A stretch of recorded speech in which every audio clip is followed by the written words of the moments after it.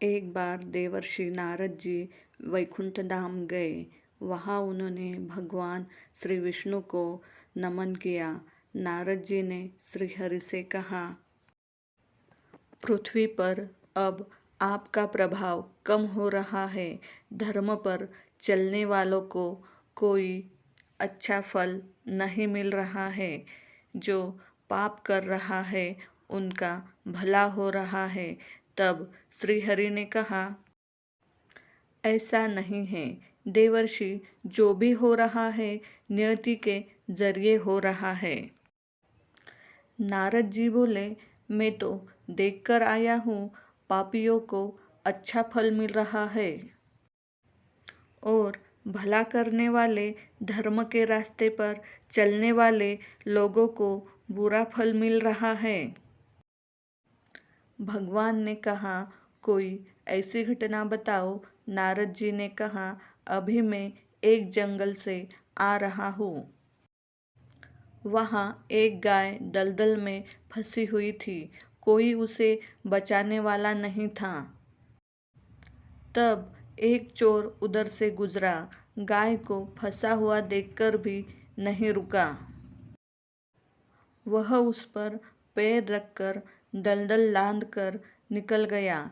आगे जाकर चोर को सोने की मोहर से भरी एक थैली मिली।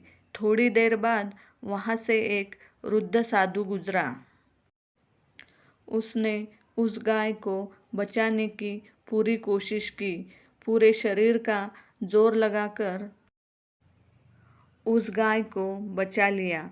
लेकिन मैंने देखा कि गाय को दलदल से निकालने के बाद वह साधु आगे गया तो एक गड्ढे में गिर गया। प्रभु बताइए, यह कौन सा न्याय है? नारद जी की बात सुन लेने के बाद प्रभु बोले, यह सही ही हुआ।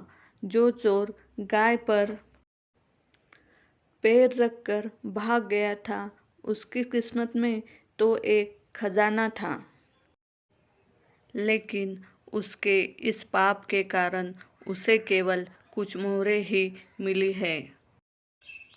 वही उस साधु को गड्ढे में इसलिए गिरना पड़ा क्योंकि उसके भाग्य में मृत्यु लिखी थी।